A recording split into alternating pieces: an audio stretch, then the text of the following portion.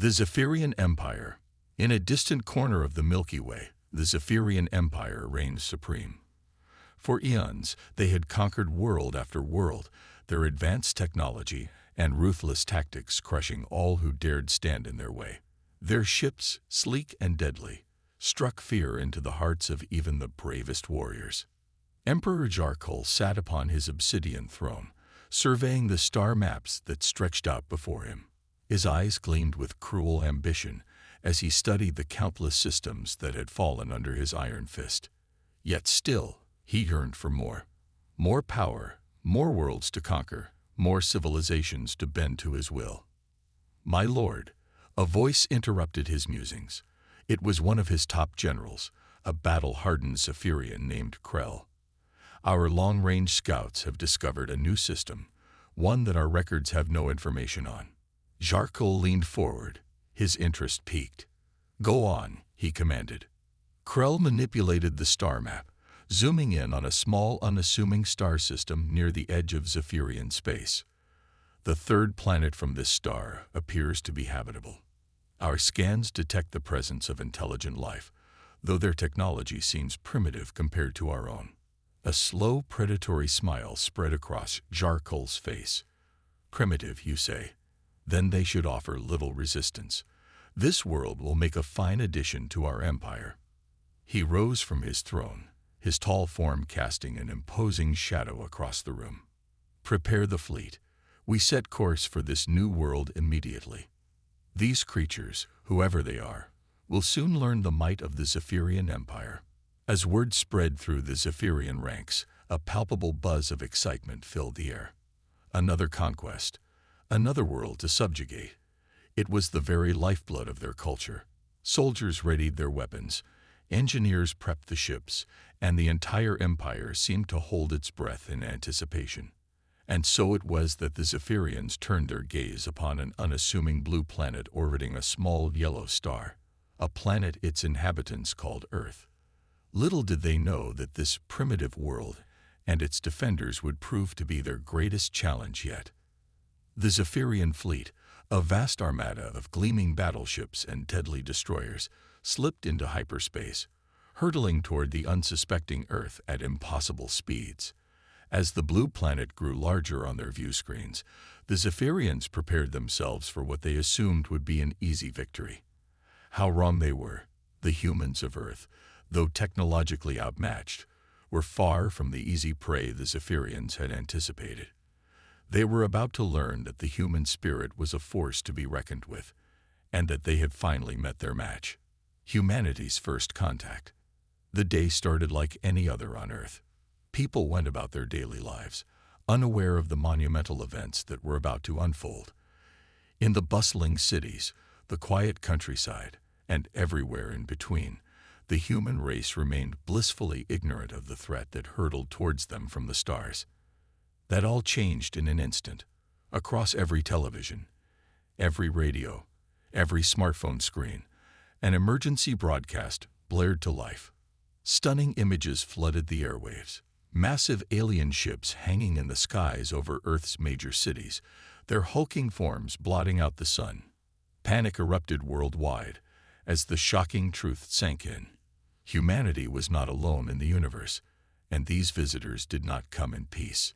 In the United Nations headquarters in New York City, world leaders gathered for an emergency summit, their faces etched with fear and uncertainty.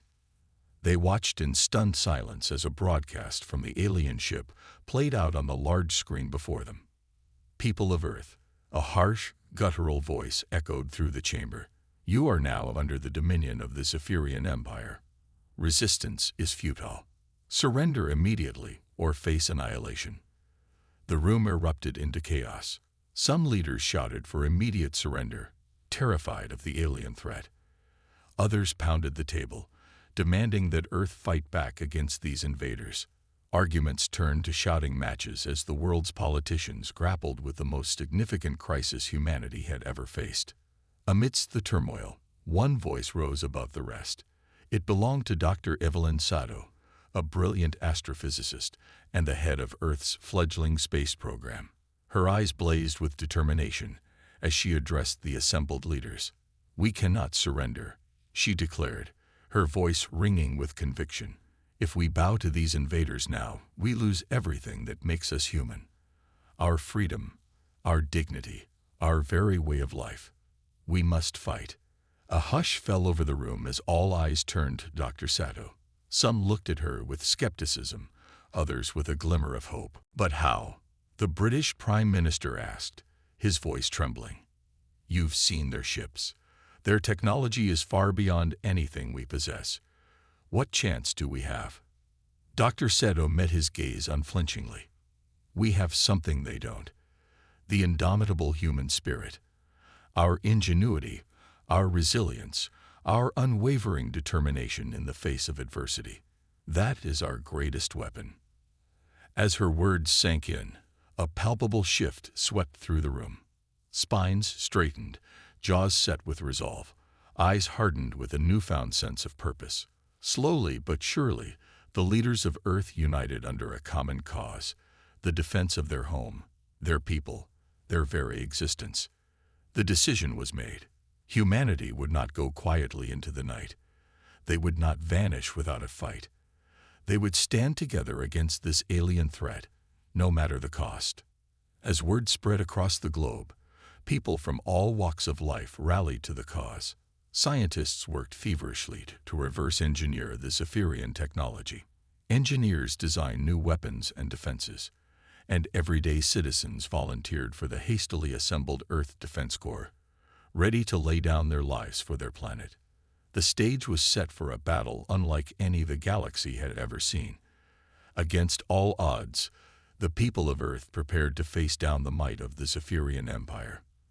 They knew the road ahead would be long and hard, fraught with sacrifice and loss. But they also knew that they had no choice. For the sake of their world, their loved ones, and the very future of the human race, they would fight to the bitter end. They would show the Zephyrians, and the entire galaxy, what humanity was truly made of. Earth Strikes Back. In the days following the Zephyrian ultimatum, a grim determination settled over the people of Earth.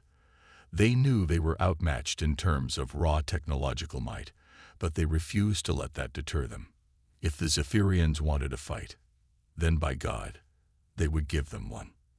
At a secret military base deep in the Rocky Mountains, Earth's brightest minds gathered to devise a plan. Dr. Evelyn Sato took point, her brilliant intellect guiding the efforts to understand and counter the Zephyrian technology. "Their ships are powered by a form of dark energy," she explained to the assembled scientists and military leaders. "If we can find a way to disrupt that energy source, we might stand a chance." Day and night, the team worked tirelessly, fueled by a potent mix of desperation and determination. Engineers tore apart captured Zephyrian tech, trying to unlock its secrets. Physicists ran countless simulations, seeking any weakness in the alien designs. Meanwhile, in skies across the globe, a different kind of battle was taking place. The Earth Defense Corps, a ragtag collection of fighter pilots from every nation, took to the air in a desperate attempt to fend off the Zephyrian onslaught. They were woefully outmatched. The Zephyrian ships moved with impossible speed and agility, their energy weapons cutting through Earth's fighters like a hot knife through butter. But the human pilots fought on with grim determination, using every trick in their arsenal to stay alive and strike back at their foes. One pilot in particular quickly made a name for herself. Lieutenant Ava Martinez, call sign Phoenix. With nerves of steel and lightning-fast reflexes, she danced her fighter through the chaos of battle, racking up kill after kill against the seemingly invincible Zephyrian ships. Her exploits soon became legend, a beacon of hope for a beleaguered humanity. Wherever Phoenix flew, the people of Earth rallied, their spirits lifted by the knowledge that even in their darkest hour, there were still heroes ready to fight for them. Back at the mountain base, Dr. Sato and her team worked around the clock, driven by the desperate need for a breakthrough. And then, in a moment of brilliant insight, they found it. "Resonance," Dr. Sato whispered, her eyes widening with realization. "If we can match the frequency of their energy source, We can create a feedback loop, disrupt their systems. It was a long shot, but it was the best chance they had. The scientists and engineers threw themselves into their work with renewed fervor, building prototype after prototype, each one a little better than the last. And then, finally, they had it. A weapon unlike any the world had ever seen, a marvel of human ingenuity and determination. They called it the resonance cannon. The plan was simple, yet daring. Phoenix and her squadron would engage the Zephyrian fleet, drawing their attention and buying time for the resonance cannon to be moved into position. It was a suicide mission, and they all knew it. But there was no hesitation, no second thoughts. They were Earth's best hope, and they would not fail. As the resonance cannon powered up, it hummed, building to a deafening crescendo. Phoenix and her pilots streaked towards the Zephyrian ships, weapons blazing. The alien vessels swarmed to meet them, confident in their superiority. But they never saw the resonance cannon coming. In a blinding flash of light and a roar that shook the very heavens, the cannon fired, its beam lancing out to engulf the Zephyrian fleet. For a moment, the world held its breath. And then, one by one, the alien ships began to falter, their energy sources destabilizing under the relentless onslaught of the resonance beam. They hung in the sky, shuddering and sparking, before plummeting to the ground like so much burning debris. A cheer went up from every corner of the globe as the news spread. Against all odds, humanity had struck a blow against the invaders. The Zephyrians, for the first time in eons, had tasted defeat. But even as they celebrated, the people of Earth knew that this was only the beginning. The Zephyrians were shocked, wounded, but not broken. They would regroup, adapt, and return with a vengeance. The war for Earth's survival had only just begun. The tide turns. In the aftermath of the resonance cannon's devastating debut, the Zephyrian forces were left reeling. Never before had they encountered a species capable of dealing such a blow to their seemingly invincible armada. As the wreckage of their ships smoldered in the skies over Earth, the Zephyrian commanders were forced to confront an unsettling reality. They had grossly underestimated the humans. Emperor Jarkal seethed with rage as reports of the defeat flooded in. His advisors and generals cowered before him, each fearing the wrath of their notoriously merciless leader. "How is this possible?" Jarkal demanded, his voice shaking with barely contained fury. "These primitives, these humans, how could they possibly stand against the might of the Zephyrian Empire?" But even as he raged, a small, insidious seed of doubt began to take root in the Emperor's mind. If the humans could achieve this, what else might they be capable of? On Earth, news of the victory spread like wildfire, igniting a newfound sense of hope and determination in the hearts of every man, woman, and child. In the face of this unprecedented threat, humanity had united like never before. Old rivalries and disputes were cast aside as the entire planet mobilized for the fight of their lives. In the weeks that followed, the war took on a new shape. The Zephyrians, stunned by their defeat, redoubled their efforts, launching increasingly brutal assaults against Earth's defenses. But the humans met them at every turn, their courage and ingenuity proving more than a match for the alien invaders. Under the brilliant leadership of Dr. Evelyn Sato, Earth's scientists and engineers worked tirelessly to improve and expand humanity's technological capabilities. The resonance cannon was refined and replicated, its destructive power growing with each iteration. New weapons and defenses were developed, each one a testament to the boundless creativity and resourcefulness of the human mind. On the front lines, Earth's fighters continued to hold the line against the Zephyrian onslaught. Pilots like Phoenix became living legends, their exploits celebrated in every corner of the globe. Ground troops fought with unmatched bravery, turning the very terrain of their homeworld into a weapon against the invaders. Slowly but surely, the tide began to turn. Zephyrian ships fell from the skies in ever-increasing numbers, while human victories mounted day by day. For the first time in their long history of conquest, the Zephyrians found themselves on the defensive, their once unassailable position growing more precarious with each passing moment.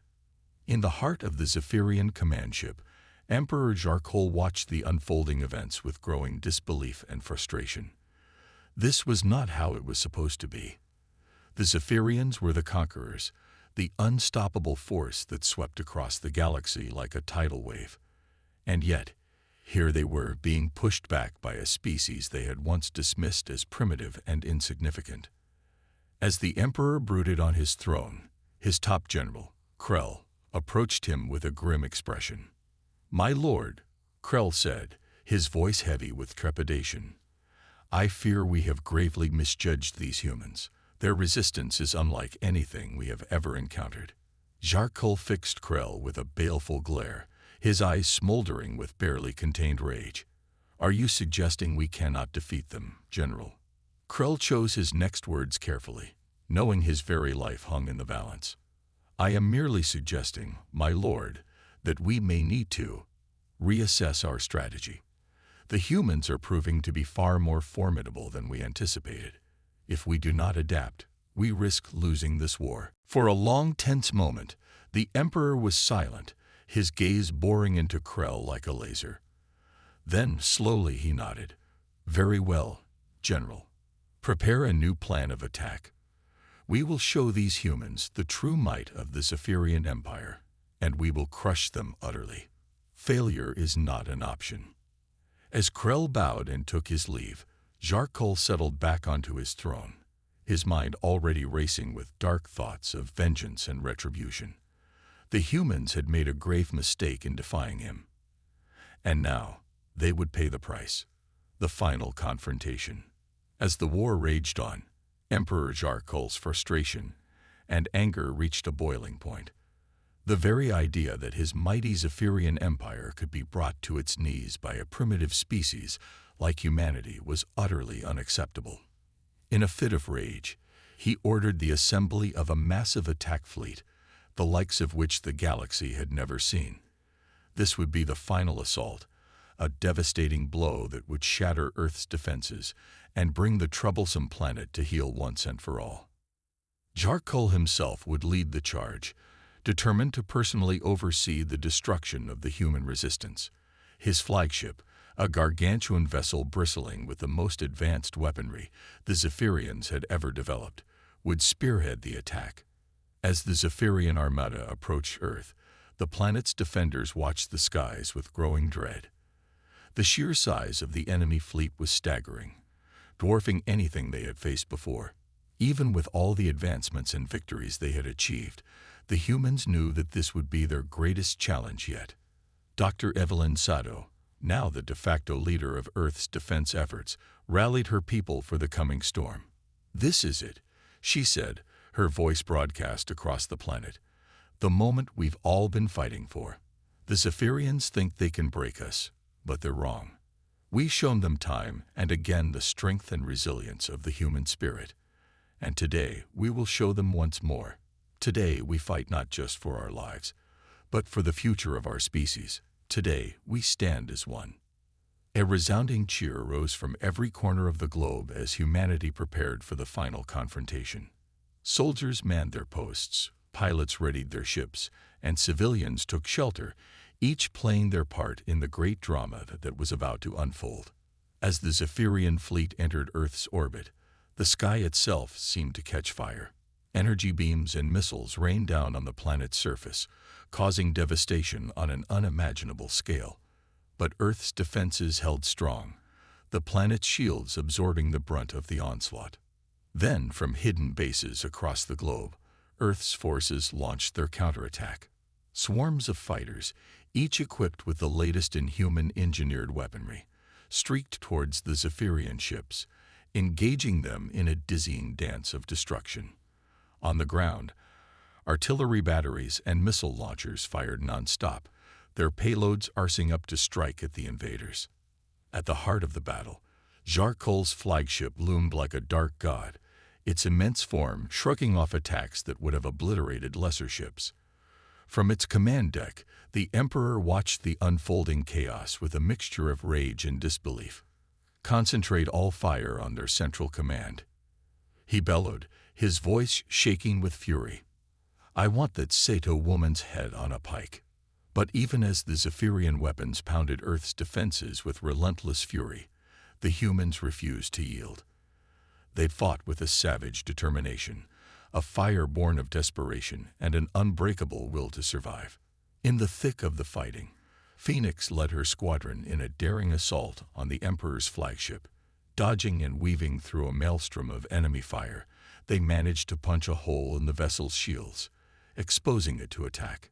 Seizing the opportunity, Dr. Sato ordered the resonance cannon to focus its beam on the flagship's weak point. The effect was devastating. The ship shuddered and buckled as the resonance beam tore through its structure, causing catastrophic chain reactions throughout its systems. On the bridge, Emperor Jarkul could only watch in horror as his mighty vessel began to come apart around him. Consoles exploded, bulkheads collapsed, and the once proud flagship started to break up, consumed by the destructive energies unleashed upon it. In that moment, as he faced the ruin of all his ambitions, Jarkul finally understood the depth of his miscalculation. He had underestimated the humans, and in doing so, he had sealed his own fate. As the Emperor's flagship exploded in a blinding flash of light, a cheer went up from the human forces. Against all odds, they had done the impossible. They had broken the back of the Zephyrian invasion, and in doing so, they had secured the future of their species. But even as they celebrated, the humans knew that this was not the end. The galaxy had taken notice of their victory, and the repercussions of this war would be felt for generations to come. For better or for worse, Earth had made its mark on the universe stage, and the story of humanity was only just beginning. A new era dawns. In the aftermath of the Great Battle, an eerie calm settled over the Earth. The skies, once filled with the flashes of energy weapons and the contrails of fighters, were now clear and still. The wreckage of Zephyrian ships, once symbols of an unstoppable alien might, now lay scattered across the planet's surface, twisted monuments to humanity's incredible victory. But even as the people of Earth emerged from their shelters to survey the damage and begin the long process of rebuilding, they knew that their world had been irrevocably changed. They had looked into the face of annihilation and had not blinked. They had stood against the most fearsome force in the galaxy and had emerged triumphant. Nothing would ever be the same again. Across the galaxy, news of the Zephyrian defeat spread like wildfire.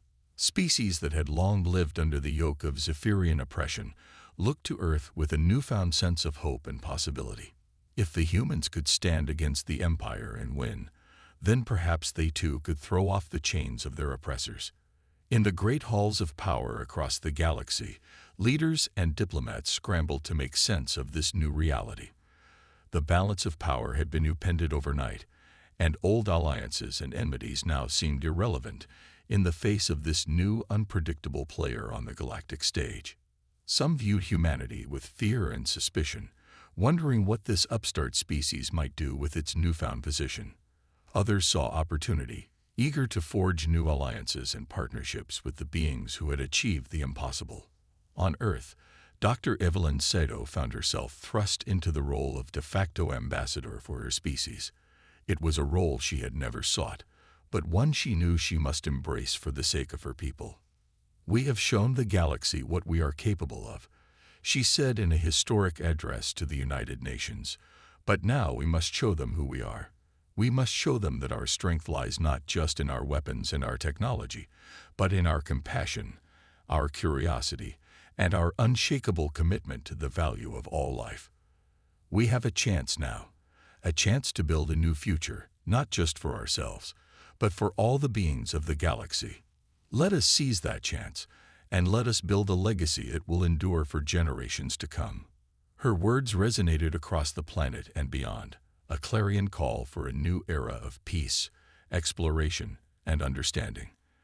And as humanity took its first tentative steps into the larger galaxy, they did so with a newfound sense of purpose and unity. There were challenges ahead, of course.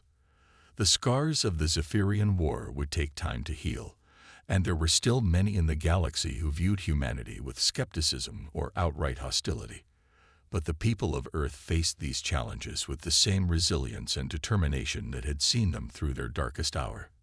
They reached out to new allies, sharing their knowledge and resources freely. They established outposts and colonies on distant worlds, always taking care to respect the cultures and ecosystems they encountered. And they continued to push the boundaries of science and exploration, driven by an insatiable curiosity about the universe and their place within it. As for Phoenix and her fellow pilots, they became the vanguard of Earth's new Space Corps, charged with protecting humanity's interests beyond the bounds of their home system. They were the best of the best, the guardians of a new era. And so, the story of humanity's ascent to the galactic stage began. It was a story of courage in the face of overwhelming odds, of unity in the face of existential threat, and of hope in the face of an uncertain future. It was the story of a species that had looked up at the stars and had dared to dream of what might be possible. And now, with the galaxy at their fingertips, they set out to make those dreams a reality, one star system at a time. The Zephyrian War had been a crucible, a trial by fire that had forged humanity into something new and powerful. And as they stepped out into the vast expanse of the galaxy, the people of Earth did so with the knowledge that they had not just survived, but had been transformed. They were no longer just the inhabitants of a small blue planet. They were the inheritors of the stars themselves. And the galaxy would never be the same again.